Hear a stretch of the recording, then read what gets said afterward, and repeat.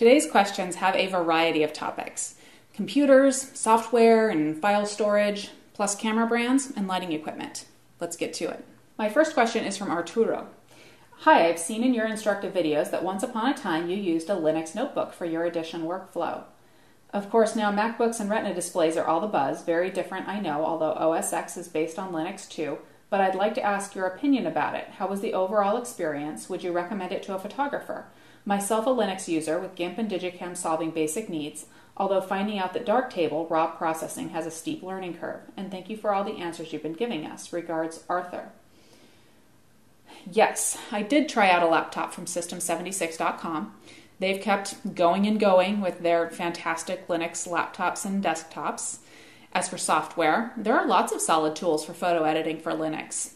I've not found any that are as elegant and feature-packed as Lightroom, Aperture, and Photoshop, but depending on how much editing you tend to do, a lighter, free, open-source solution might work perfectly fine for you.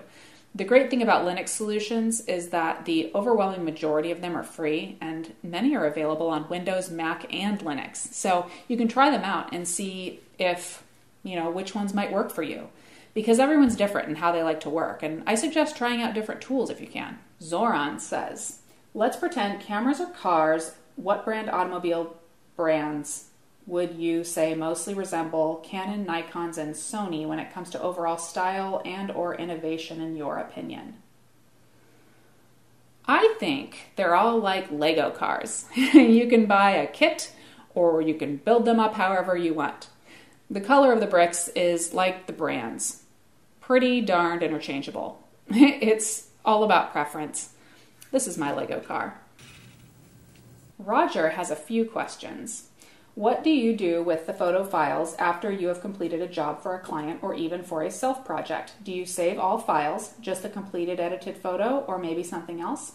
I find myself saving the original and its edited version, but that is slowly starting to take up a lot of space. I save everything and back it up several times on hot storage, cold storage, and even now cloud storage for work that I'll need on the go. On to Matthew's question. What is your view on using speedlights instead of strobes for location shooting? Also, your opinion on softboxes made for speedlights. Speedlights are great on location. No wires. And depending on which ones you have, they can put out amazing levels of light. You can see a video I did on them with a bunch of sample photos above. They're easy to set up and to pack up. I've seen various speedlight modifiers and contraptions, and I find if I use one of these cheap diffusers and bounce in a way that's suited for the environment, I'm never left wanting a softbox or other modifier. Now, I have a lot of studio lighting and modifiers, so if I need a softbox, I bring the big stuff. If I didn't have the big stuff, a speedlight softbox is probably something that I would consider. Back to the subject of computers with Ben. How do you feel about monitor calibration? Do you calibrate your monitors, and if so, what calibration tool do you use? If you don't, why not? Thanks. For a Windows PC, I definitely recommend it. We have too many computers here in SnapChick land, and the only ones with anything near accurate color are the Macs.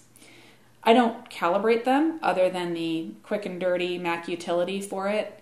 If I had a PC-based workflow, I'd get a calibration tool. Fred says, why is it that Olympus is always overlooked just lately? After all, it was Olympus and Kodak that started professional photography off years ago.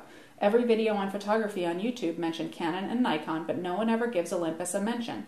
Enlighten people. I shoot with a Pro Olympus E3 and still use my E1 to get amazing results too.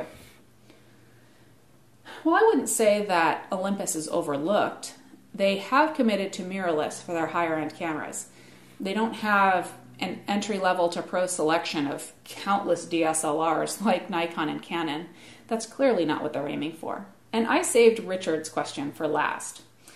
Hi Leigh, where do you think photography is headed? I know technology is always evolving, so I am sure photography will follow that trend. Do you see more automation, pixels, move to a combo DSLR/mirrorless camera options, etc.? Absolutely. The technology is sure to move forward. If you look back at film cameras, the major brands put out new technology every 8 years. Now major releases come every 4 years, with some form of innovation coming about every 2 years. Now, when I try to predict exactly what is coming and when, I'm usually wrong. And really, I'm a fan of technology, but one thing is truly important to remember. The camera is an object. Your creative vision controls it, whether it's nothing more than a disposable camera with a shutter button or the latest DSLR with all of the bells and whistles.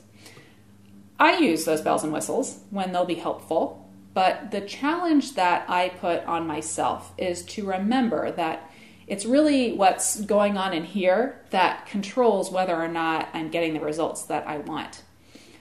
That isn't going to change with technology.